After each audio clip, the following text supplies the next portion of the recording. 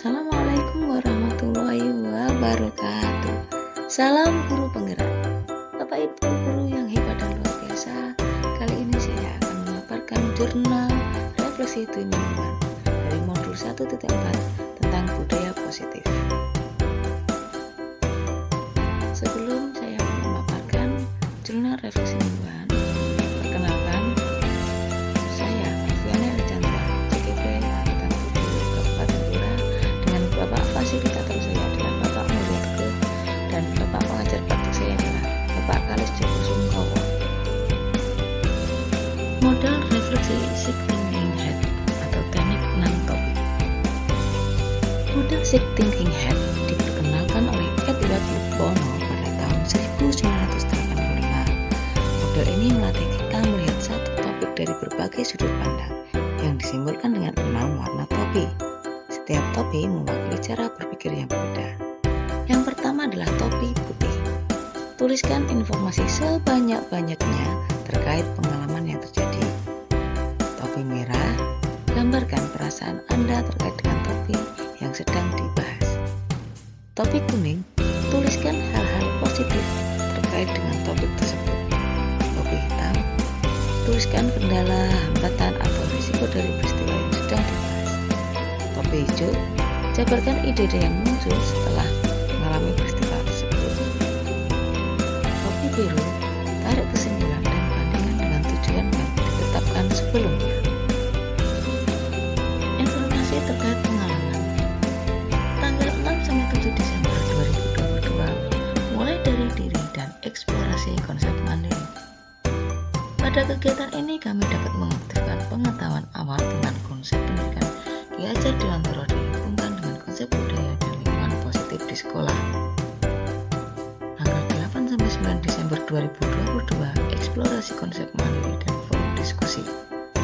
Pada kegiatan ini kami berdiskusi dan mengenal perubahan paradigma, konsep disiplin positif dan motivasi, keyakinan kelas, pemenuhan kebutuhan dasar, 5 posisi kontrol dan sekitar, 3 restitusi.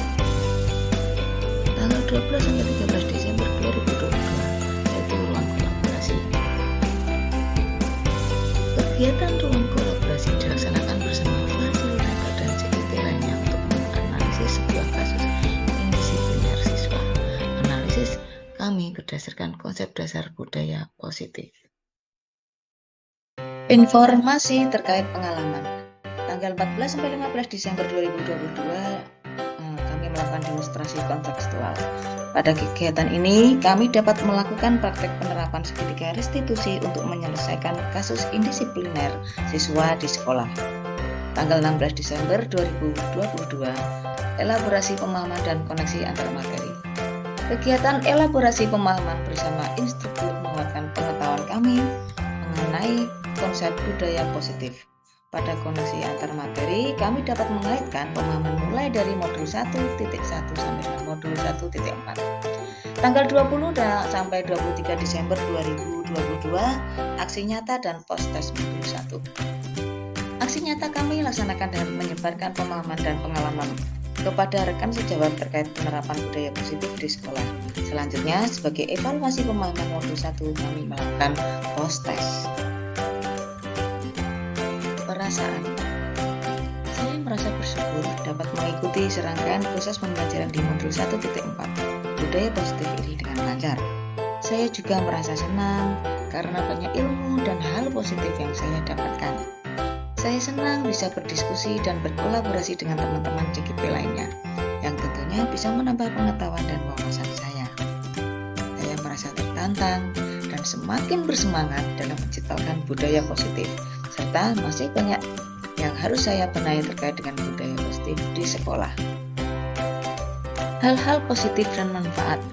Saya dapat belajar dan memahami bagaimana membuat keyakinan kelas atau sekolah yang dapat membangun budaya positif yang berpihak pada murid, serta bagaimana peran dan posisi kontrol saya sebagai seorang guru untuk menangani permasalahan siswa dengan penerapan segitiga restitusi.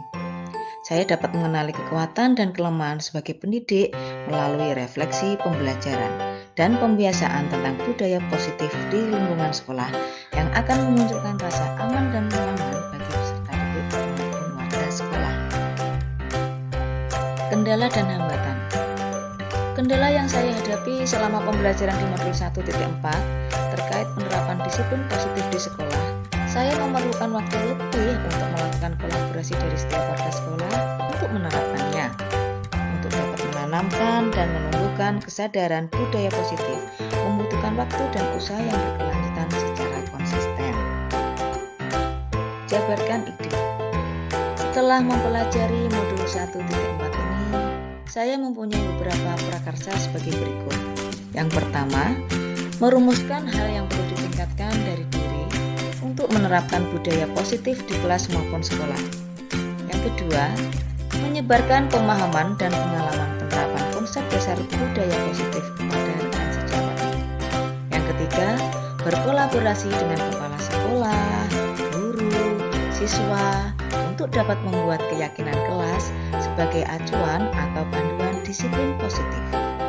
Dan yang keempat, mengamati budaya positif yang sudah berjalan di sekolah lain melalui kunjungan digital.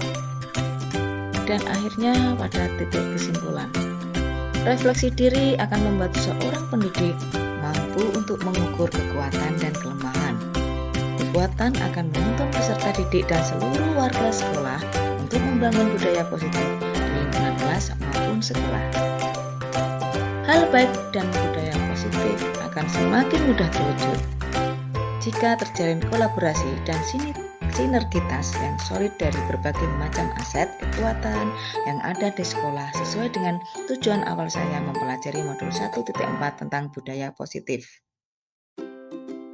Berikut ini adalah dokumentasi alur merdeka pada pembelajaran modul 1.4 budaya positif dari kegiatan diskusi pada Zoom dengan Bapak Fasilitator yang selalu siap mendampingi, memberi arahan kepada kami, dan kami melaksanakan kegiatan diskusi bersama kelompok kami sampai dengan penerapan budaya positif di sekolah kami. Demikianlah pemaparan dari saya tentang jurnal refleksi mingguan modul 1.4. Mohon maaf jika ada kekurangan dan saya mengucapkan terima kasih. CGP Angkatan 7, tergerak, bergerak, menggerakkan. Assalamualaikum warahmatullahi wabarakatuh.